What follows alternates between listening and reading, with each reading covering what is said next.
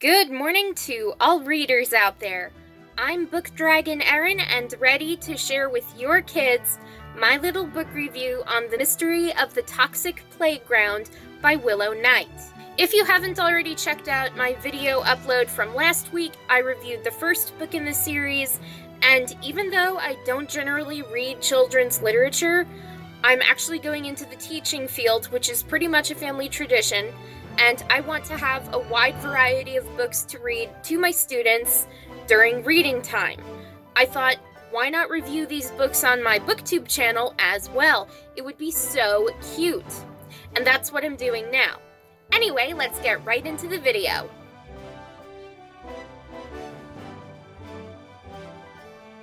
The Mystery of the Toxic Playground by Willow Night is a children's literature mystery novel, and it is book 2 of the Sycamore Street Mysteries series. There are 5 books in the Sycamore Street Mysteries series, and they include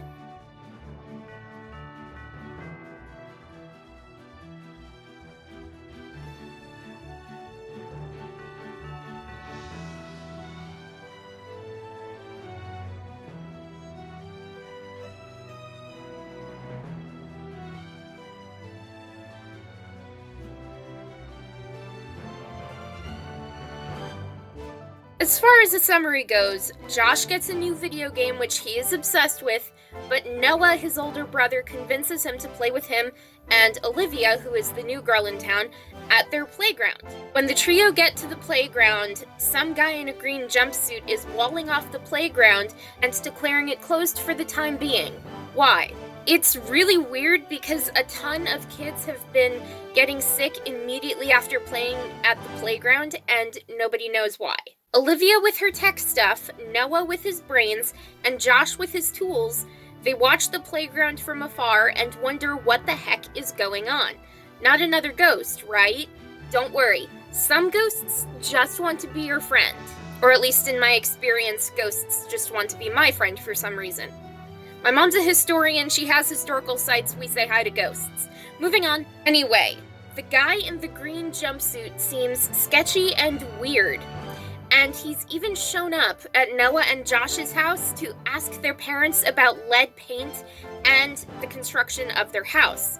Is he a door-to-door salesman, or is there something tricky about this guy? Noah, Josh, and Olivia then head to their neighbor's house. His name is Bill, and he's the type of guy who builds a lot of stuff and then just helps out all the neighbors. This time, he gives Olivia a device that checks the contamination of dirt. It's a thingamabob to see how dirty actual dirt actually is. The trio then go back to the playground at night and check out the dirt. They even take pictures of their evidence of something bad going on as proof that there is something bad going on. Still, they have very few answers, so what could it be? Olivia tells Noah and Josh to come with her to the town square to hand over their evidence to the authorities, but they're watched by the guy in the green jumpsuit, and as it turns out, he was dumping toxic chemicals at the playground because he did not want to pay even more money to have them removed properly, which would have been better for the environment anyway. The man was given charges, the playground was cleaned up and renovated, and Noah, Josh, and Olivia can now play at the playground safely. As far as my feelings and thoughts on this book goes, this is another story of the kudos to the kiddos for solving more mysteries. Noah and Josh and Olivia are such likable characters, and they do seem like real kids you could sit with in your elementary school lunchroom and talk for a while over having lunch. Or at least that's what I think. To be perfectly honest, I was a little iffy about this book in the beginning, but once I found out the whole story, I thought, wow, this book is kind of like a good onion. It has lots of layers and tasty in the literary sense for young kids. This is definitely a book that young kids who enjoy mysteries would definitely like. Also, this book touches upon some very real situations, like dumping in the environment. That's actually more common than you think.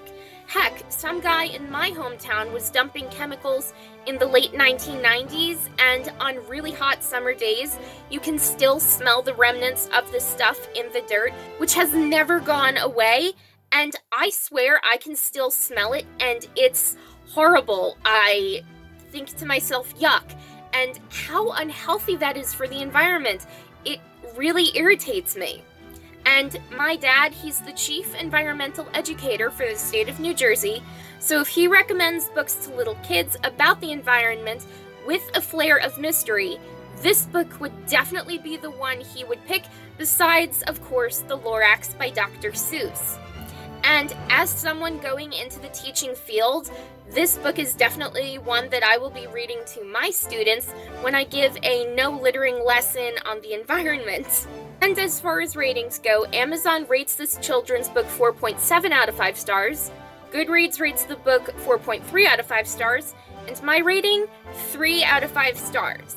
I only rated this book 3 out of 5 stars because I didn't necessarily love it or consider it a favorite, and the beginning was a little iffy to me, as I said before, so even though I liked this book, I didn't love it, thus my rating of 3 out of 5 stars. And as far as final notes go, this book was published on June 7th of 2020, and it still is relatively unknown, and this book is also 48 pages, and you can actually read this book in less than an hour. It took me less than 40 minutes to read, because 1, I'm a fast reader, and 2, I was really into this story, so I was just breezing right through it.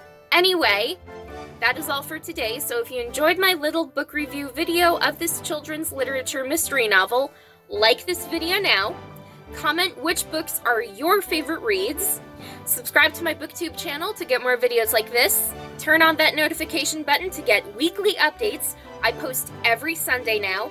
Keep on reading, and I hope you have a great rest of the week, everyone.